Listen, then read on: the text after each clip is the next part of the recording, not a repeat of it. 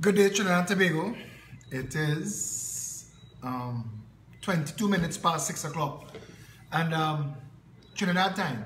So I'm doing this video early because I'm trying to fit it in to the different schedules that I'm trying to see if I can avoid all of the blocks and all of the obstacles that this live video has to climb over and climb through to reach you. Today, I had the absolute misfortune of listening to Keith Rowley address the cult faithful at the PNM's convention in Tobago. And when I say the misfortune, I'm not joking. It was an utterly painful experience. And for the people who are motivated to go to these events and to sit and to listen to that diatribe and to echo those insane platitudes and clap along with and share the rant, great is the PNM and it shall prevail. That is like somebody having cancer and dying of cancer, celebrating the cancer. Trinidad is terminally ill, dying of PNM, you know. That's what we're afflicted with. We're sick, metastasized to the bone. And listen to him talk. And his social media rant is what I want to talk about. I watched this government run roughshod over civil liberties and human rights as if it doesn't matter.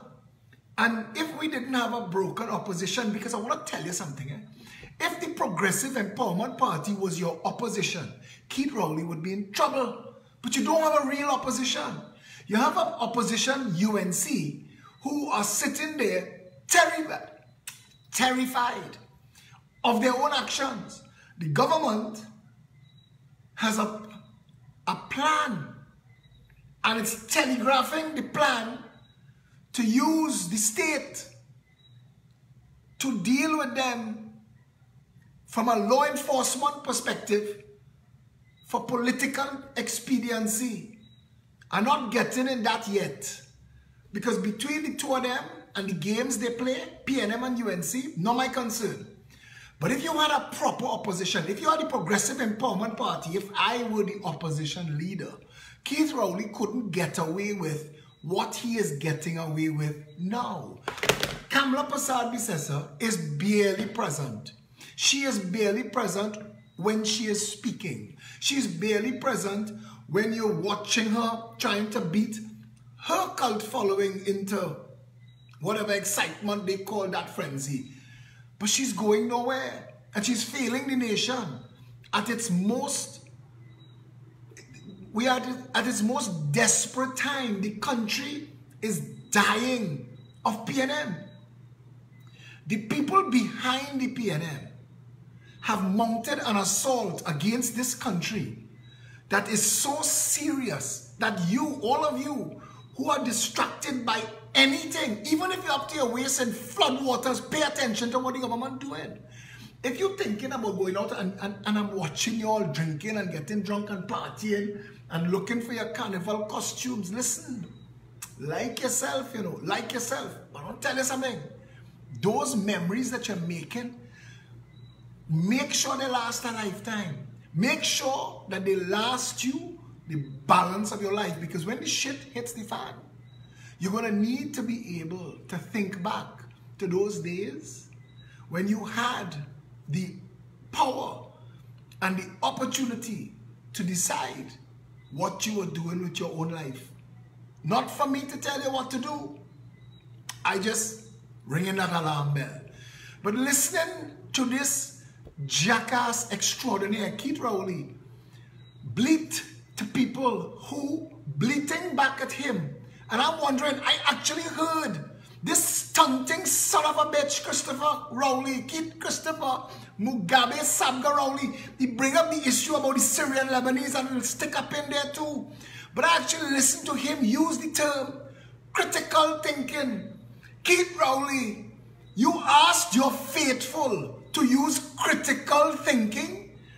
Anybody who was a critical thinker was absent from that meeting.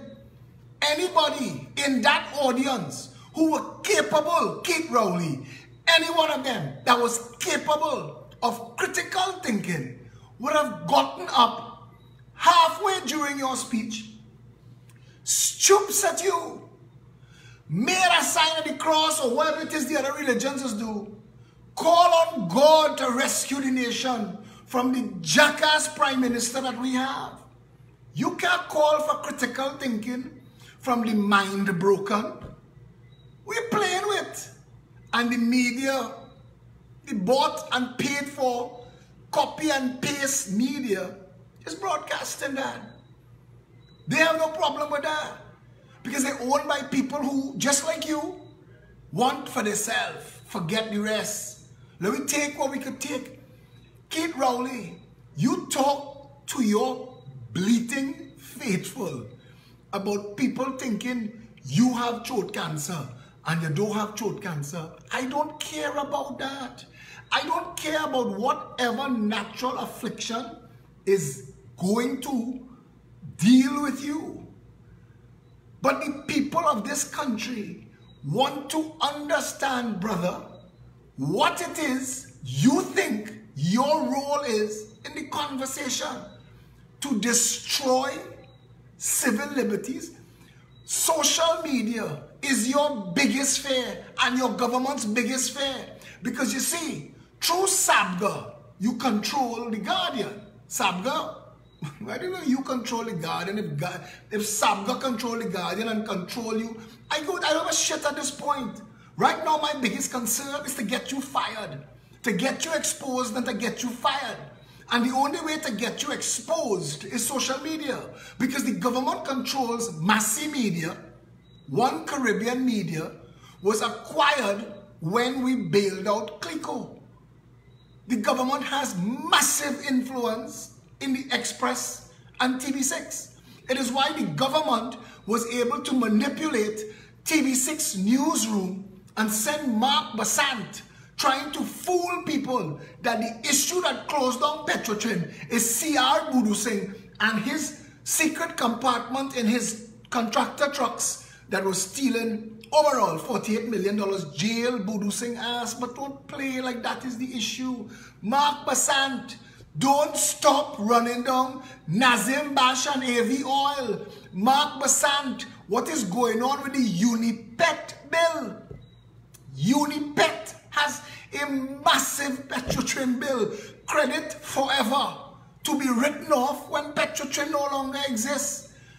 This is the game, and we, the people watching TV6, stunt and distract you that the reason Petrotrin closed down is because a janitor was making $42,000 a month, not because two PNM criminals led by Malcolm Jones sucked the life out of that company, stole $12 billion.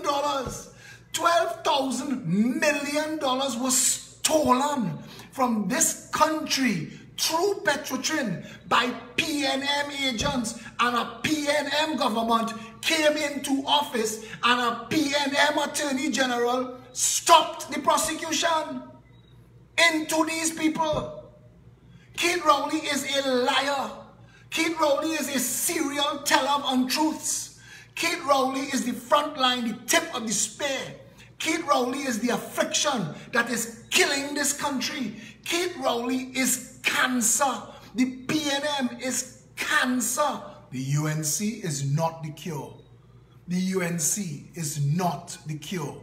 The UNC is racist reaction to PNM bullshit. Ignore the UNC and their failure. Ignore them. Ignore any bacchanals between the PNM and the UNC. All of that is designed to distract you. Stay focused. But I listened to this son of a bitch talking about social media. And I remember when a little black girl who named herself Granny Kilia threatened to kill Kamala.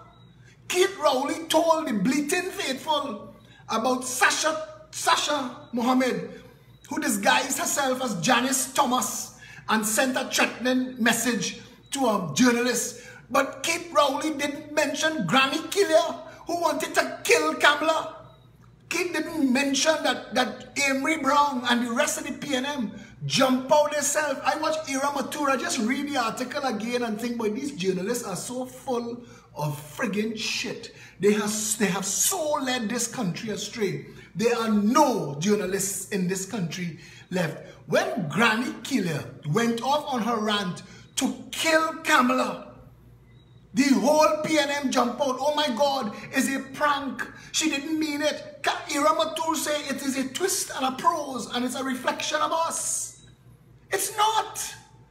Because that can be a twist and a prose and a reflection of us. And a little Indian boy get jailed and sent to St. Anne's for doing the same thing. And stunting Faris, telling the nation about sedition. Sedition is their latest bogey. They want to threaten everybody with sedition because they want to apply that to use it as a means to shut the people up from speaking. The greatest threat to democracy in this country is the PNM and its desire to inflict Baghdad-style policies on this country that Faris, Johnny Sukaran Al-Rawi knows well, because Faris's father was a member of Saddam Hussein's inner circle and only knows dictatorial control of the people. That if you control the masses, you and your government could do what the hell they want. You could thief where you want, you could take where you want, you could jail, you could kill who you want and call it justice. And the people in this country who have the ability to prevent, every time I watch a country like Venezuela, like Somalia, like Haiti, like Iraq, Libya, every time I watch countries like that go down the drain, I always ask myself, where were the people? How do a handful of people, the first set that run away, they have this woman who came to Trinidad, a Venezuelan woman, married a Trinidad man, somebody I went primary school with. Her name is Sophia. She all over Facebook telling everybody about politics. Her reaction to Venezuela collapsing is to run away. Run away. When we are standing up for our country and calling on our people to stand up for their country, I could run away. Go and live in somebody else's land and do well and talk about my country from far.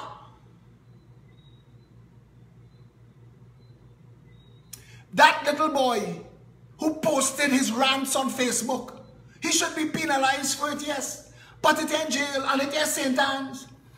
Because the man who thieved the bus in trouble, but the young boy who thieved the plane connected, so he ain't in trouble. And if Granny Killer was a prose and a twist on us, how is this boy not? When Riyad Mohammed made his Facebook rant about Keith Rowley, what he was saying to Keith Rowley was, who feel it? No. But we abuse the power of state to benefit these stunting jackasses, and we allow these tiny tin pot dictators to get away with feeling like that is the role of government. It's not. It's not the role of government. And that little jackass's post on Facebook is not terrorism. I am sorry. And I am really upset now. Because that's not terrorism.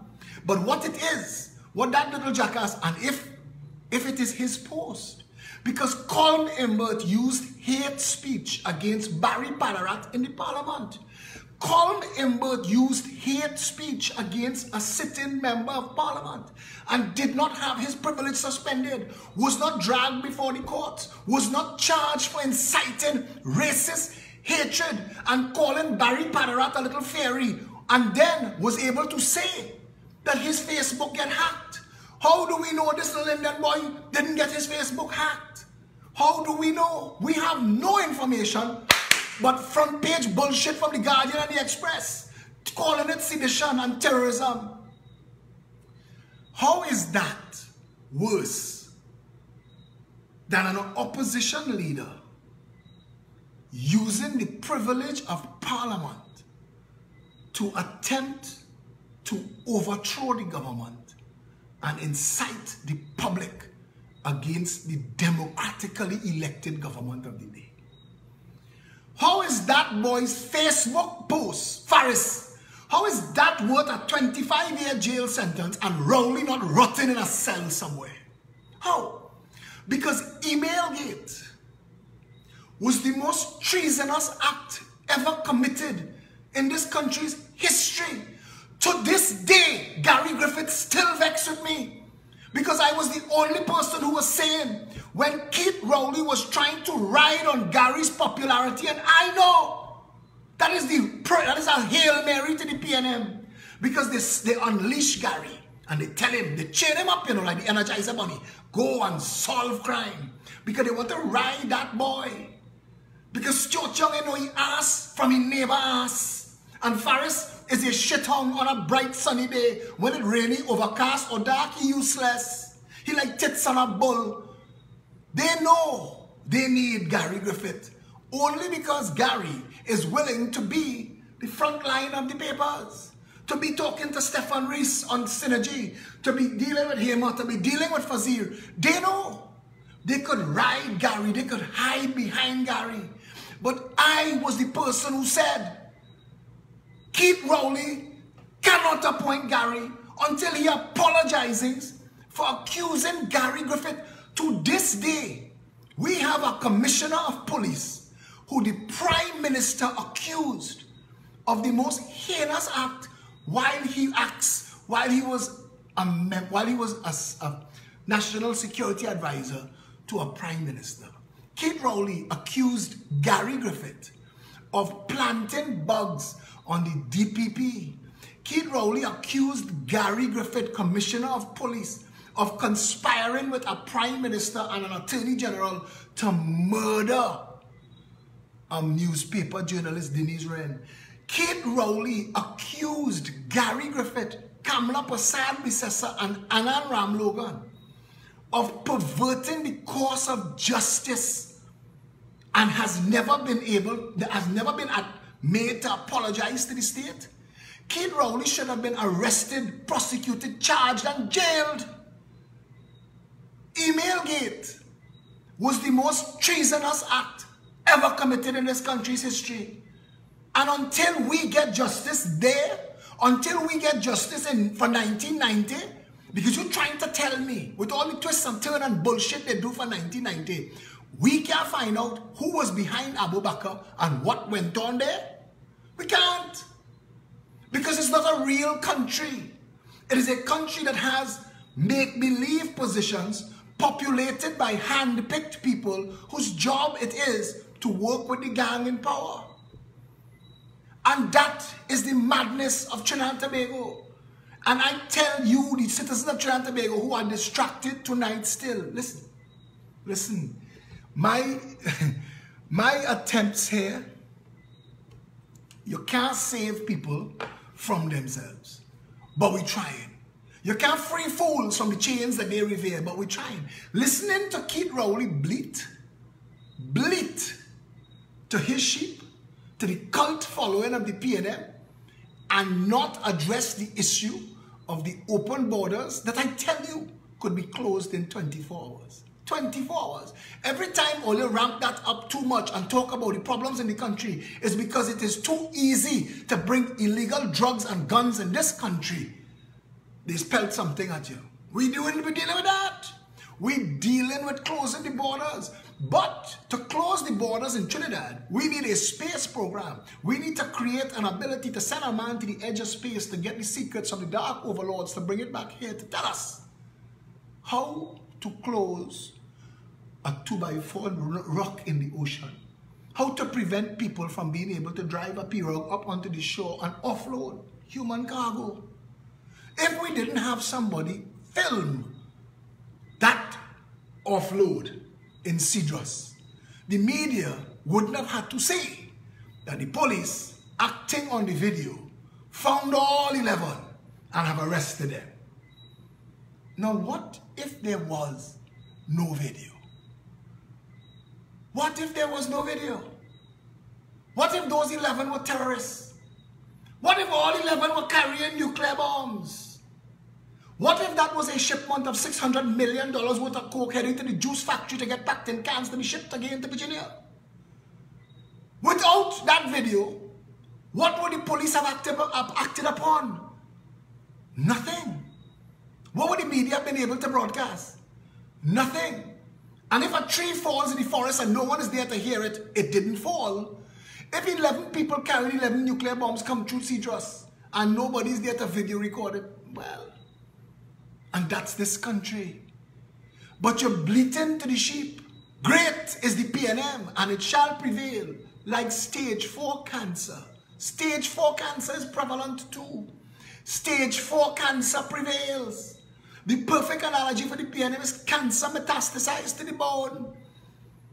Your doctor is telling this nation, I'm terribly sorry. You have PNM. You have PNM. And it's terminal. You have a really aggressive case of PNM. Malignant. It's a malignant strain. First, it attacks your brain and it removes common sense, self-respect, dignity, decency, the ability to tell bullshit from critical thinking. It attacks that. But after it gets past that, it starts to destroy the social fabric of your nation. Having a case of PNM and not being able to manage it could fracture the social cohesion in the country. And when that happens to get you to cloud your remaining mind and distract you, that you're thinking that Indian and African politics somehow is more important than self-preservation. Then it goes after the family jewels. It takes all the important things. It's very expensive. Having a case of PNM could destroy you financially. That's our situation. We are hopelessly afflicted. We need a massive, massive regime right now. We need to get chemotherapy that flushes this PNM poison out of our system.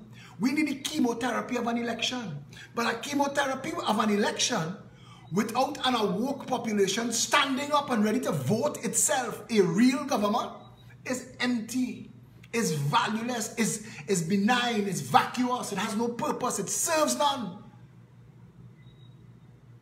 Why didn't Keith Rowley explain to the people in that audience who have a greater chance than I do of being related to the 10,000 victims of murder in this country from illegal guns, why he didn't talk to them and apologize to them about the state of the nation's, the crime capital of the Caribbean? But he can't.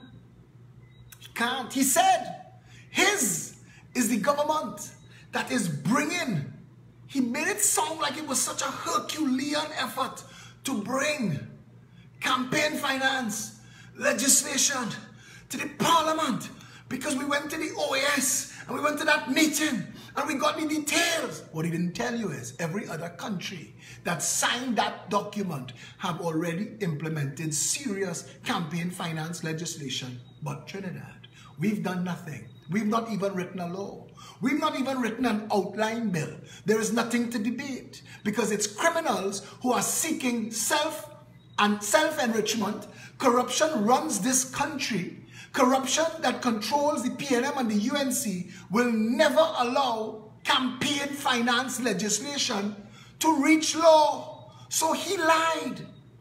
And when he talked about whistleblower legislation, a whistleblower legislation is a one-page document that you could copy and paste from anywhere in the Commonwealth and enact into law quicker than it took for them to repeal Section 34. But the son of a bitch is lying to people incapable of understanding the level of bullshit that comes out of his mouth. Either they are incapable of understanding or they are so properly bought and paid for, collared and leashed outside with a little silver banner bowl and the bowl for the water that they're just happy they get in chow at the end of the day. Them me back in if you tell me do back. You see, this is straight dog politics. This is being able to put the right stunt artist to stunt for you. I would love to wake up in a country where all of these people who have public office go to their doctor and get terminal news. I would like to see, honestly, because what drives somebody to find themselves when my neighbor with whom I share a wall found out he had stage 4 cancer metastasized to the bone. By the time, 4 days from the diagnosis, his kidneys were gone. He couldn't drink water because it would pass through him like blood. And he told his sister, he told her, you see, when you're staring death in the face, posing, posturing, preening, none of that matters. They have no what people think about me, how I'm looking in this. You think my ass too big in this jeans? You don't give me a haircut? Ego, shame, false pride, those things evaporate. What stares you full in the face is this was your life. This was your life. What did you do with it? What did you do with the time that you had on earth? Did you dress well, pose, pimp, and play? No problem. No problem at all. But there have to be a sad moment when you get that diagnosis. When the doctor tell you they had a rich 1%er who fly all over the world, anywhere, shaman, poet, priest, philosopher, anybody who willing to shake 2 chicken foot over him, he went all over the world. Say, I have money. Buy your flowers. And you see that diagnosis? That diagnosis will change the behavior of a lot of people. If you are a morning talk show host right now who sold your soul to 1%ers so that you could preen and pose and posture on mornings and pretend that you have some value to the national conversation and willfully enabling deceit, the morning that you have to sit down on that studio and look into that camera knowing that this day is one of your last 36 days, will you still lie? Will you still pretend? Or will you come truth? Because I used to sit on that studio with you. And when the camera was off, and you say how you really feel about this country and the people who run this country and what they do and what they get away with, would you look into that camera and for the first time be completely honest? And how much of a contradiction would you have to apologize for your entire journalistic career? Would you have to say that I have nothing to lose now because death is stalking me? I am days away from death. I have been diagnosed and I am going to die. So they can't fire me. They can't take my house. They can't take my car. I watched this Indian woman, some Indian model in New York City, and she wrote her last post. She said, I have houses I could never see. I have cars I could never use. I have all of the best fashion hanging in my closet that somebody else is going to benefit from. I am dying. I am aware that I am days away. I can feel death breathe on the back of my neck. You see that diagnosis levels the play field. That diagnosis removes the need to pretend. That diagnosis comes like a thief in the night. I have a friend whose mother is brain dead, but they can't call her brain dead because the brain stem still alive. So she is in their house years now, breathing in, breathing out, heart beating, making urine, making waste. But other than that, she can't contribute anything. Nothing at all. And they're waiting for the state to give them the ability. She can't unplug because she's not plugged in. She's alive, but brain dead. And we have no way to deal with that. I listened to our Prime Minister speak to his faithful, to the bleating, racist, loyalist cult members that upholds and enables the sick cancer that is the PNM. And I listened to him talk. And while he was talking, people, family, locked up in jail cells in this country for having the audacity to run here seeking a rescue. This same stunting jackass who wanted the whole country to open the house to Dominica. Make a meal, open your house, open your yard, open your room, open your leg, Dominica, come in. That same stunting jackass. We have people in jail in this country for seeking asylum in Trinidad and Tobago. Now, that is a little bit like closing the door after the horse bolt. Because if we had secured borders,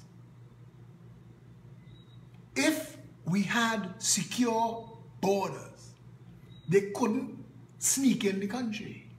Through Cedros, through Bayshore. Yeah, Bayshore. Bayshore have jetties. Bayshore have unregulated waterfront. You could bring anything you want into this country through Bayshore, you know. You know that? You see, securing the borders is a serious issue to a lot of people. And all of the attacks against Philip Alexander is because of two policies. Two. You want to hear which policies? Financial sector regulation and securing the nation's borders. Those two policies will destroy all of the fake businesses in this country that are fronts for a massive money laundering operation that continues in Trinidad and Tobago unabated every day, where dirty US currency from cocaine sales are imported into Trinidad and Tobago and laundered, washed, made clean through fake businesses and government contracts. And if you secure this nation's borders and regulate the financial sector, all that is being done in the dark will come to light. All. And they don't want that.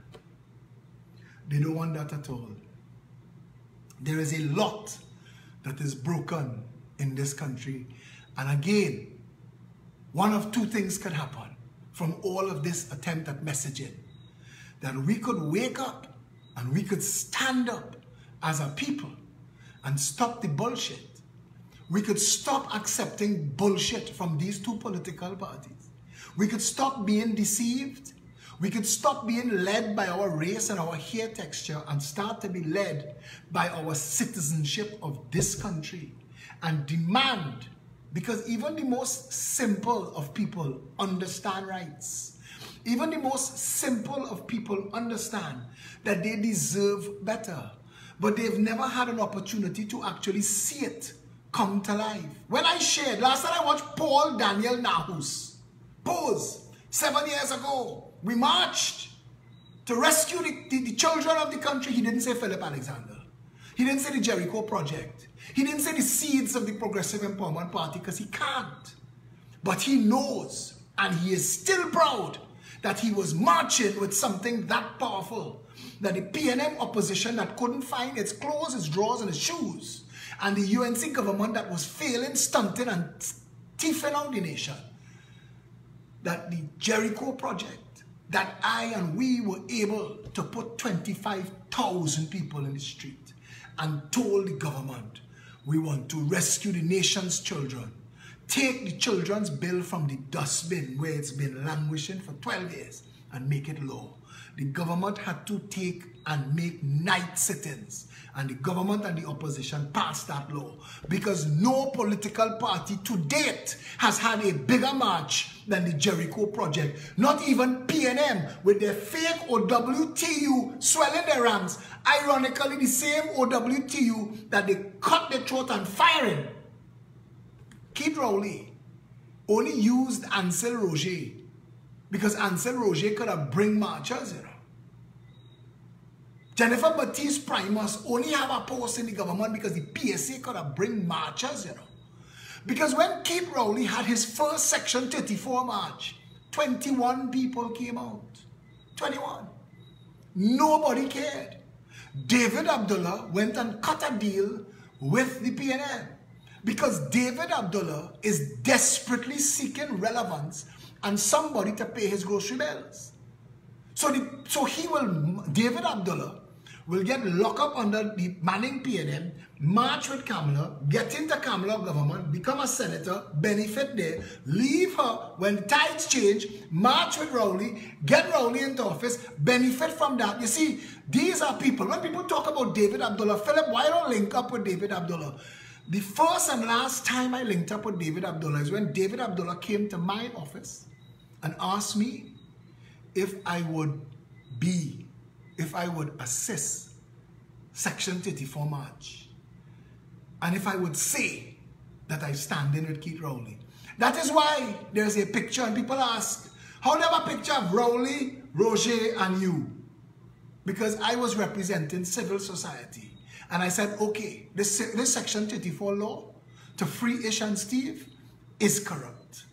We will march for that. And we went out in our numbers. But the Jericho Project put 25,000 people on the road to march for justice for children. And that was the third year in a row. And the government realized, mobilizing and organizing, that's what we do. But we've arrived as a country now where our heart barely beating.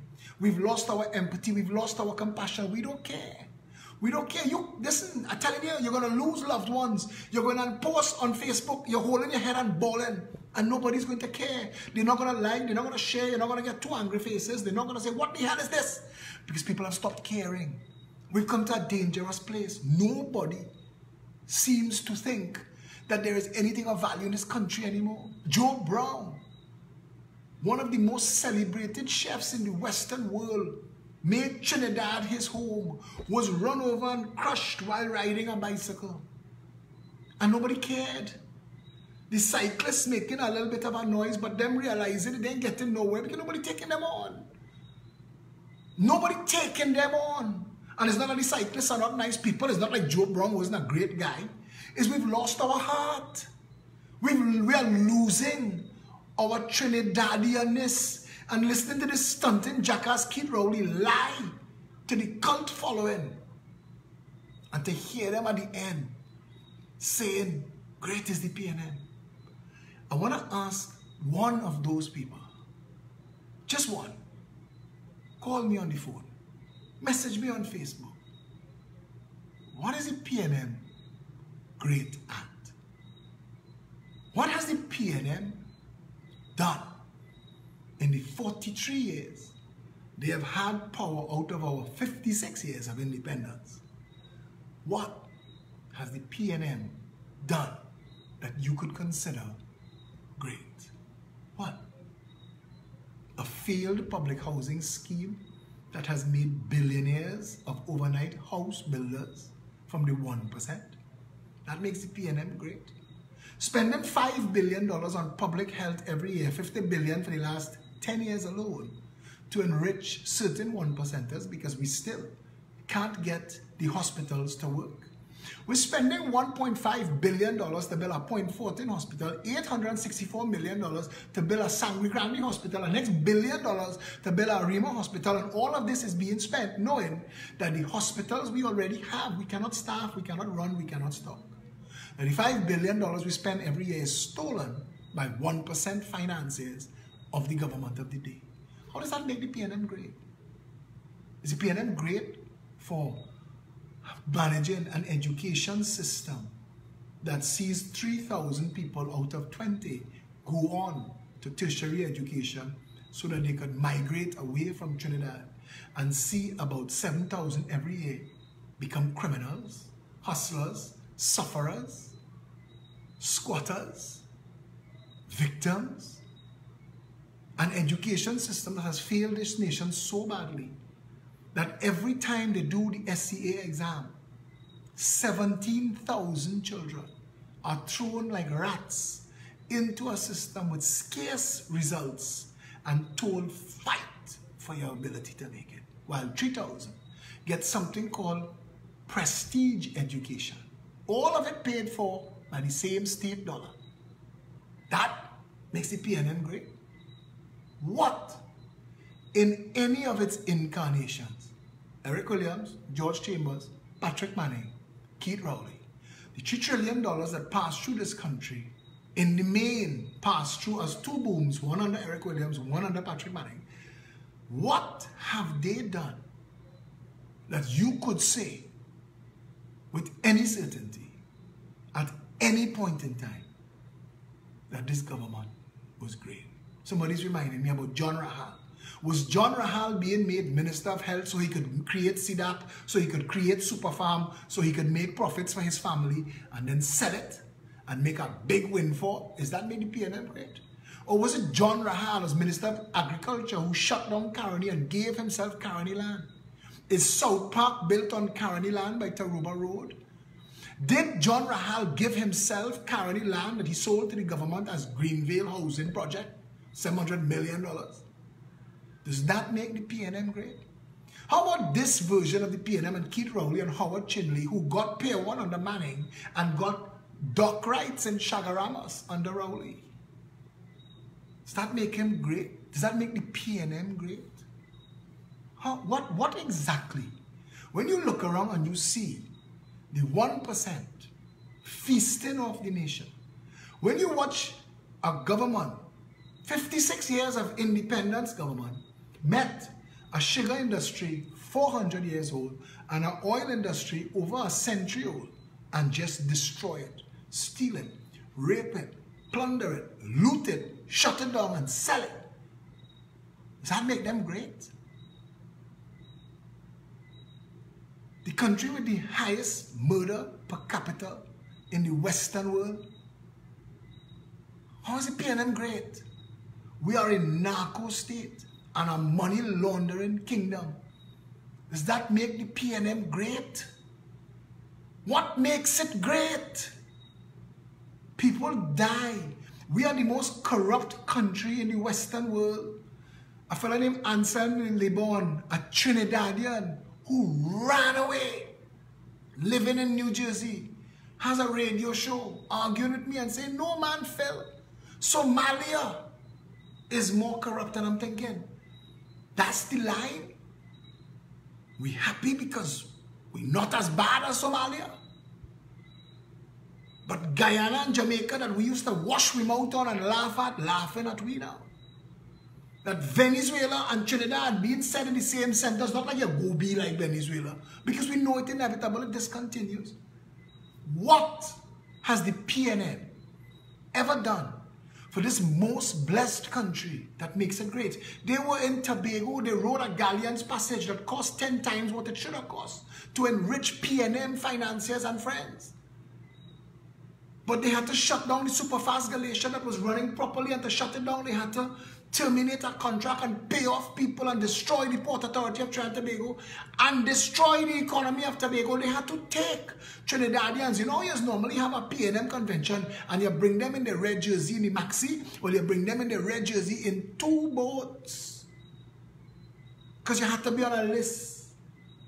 Because if you really have a PNM meeting with an open mic for the public, they come in to cuss your ass. Keith Rowley. They come in to cuss you. They come in to call down God on you. They come in to pray on your head. What has the PNM at any point done that you could consider them great? Even the independence that we got, I tell you, we would have been better off under the Queen. Under the Queen, trains ran on time. Under the Queen, there was education for everybody. Because even if you weren't academically inclined, there's trade schools and there are other ways for you to get involved. We live in a country where we've accidentally benefited from some of the greatest sports people in the world. Right now, we still have Dwight York, Russell Atapi, Shaka Hislop, Michael Phillips, Atto Bolden, languishing. And we take Shamfa Kujo, little stunting muppet, and she's the Minister of Sport. Jason Mitchell said the PNM educated us, but he didn't spell educated right. And I guess the statement that he made answers itself. No, Jason Mitchell, the PNM didn't educate you. The PNM robbed you of your right to a proper education. 56 years, and we have nothing to show for it. A nation that drowns in rainwater, literally drowns in rainwater, cannot collect it, hold it, harvest it, purify it, distribute it 24/7. We can't even do it 2 days a week in every community. This country in a mess, in a total and complete mess. Public sector don't work, law enforcement don't work, justice system don't work, healthcare don't work, education don't work, there's no home ownership, we can't feed ourselves, the banking sector robbing and raping us. We have nothing. We have nothing. We went through a recession and 20 businessmen was able to burn down their businesses and collect insurance, and nobody ever called them out on it. They shut down insurance on claims. Nobody ever spoke about that. Because once you have corn to feed chicken, all them public office holders coming to eat your corn. We have nothing that works in this country. And the only conversation you need to be having is, are we ready to truly and seriously rescue this country? Are we ready? Once again, this song is 30 years old.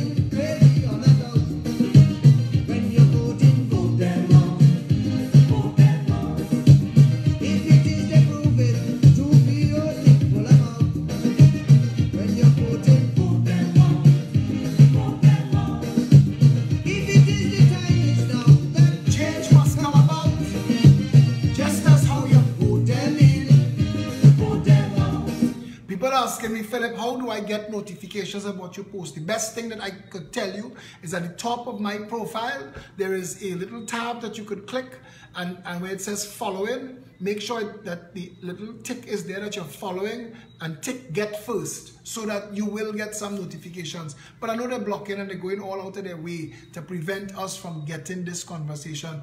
But it exists, it's here, it's happening, and you can share and you can watch it after. It's 7:10, so it's cool. You'll have it for the night. You could get to see it now. It's there. Listen, we get to decide how it is the country with the largest pitch lake in the world has lost mining rights and gets no financial value from it, and in exchange has the pothole capital of the world designation assigned it as of today. We have never had a proper government at no time since independence. We've been led astray, we've been corralled, ransacked, hijacked, taken advantage of, robbed, plundered, pillaged, raped, looted, but we've never been governed. We've never been led. They've never had a mission or a plan how to get us somewhere. The best Keith Rowley could do is try and stand up in Tobago and lie and steal Progressive Empowerment Party policies and pretend that he knew anything about a marina in Tobago prior to 2017. Because not Vision 2020, not Vision 2030, and not one of their blasted throwaway manifestos ever mentioned the cruise ship industry. Not one. Not one ever talked about shipping turnaround or shipyards. Not one. Not one has ever spoken about securing the borders and protecting the people. Not one. Keith Rowley is a liar, a deceiver, a serial teller of untruths. He is the cancer that is the PNM. And it is not great. And if God have any consideration for this country, not only will the PNM not prevail, but it will collapse in a heap. It will die a political death at the next election, whenever they call it. And the people will make sure that it will never rise again. Because that was the most abusive thing. And if there is any truth to religion, Eric Williams and Patrick Manning toasting each other in hell. Stay safe, Trinidad and Tobago.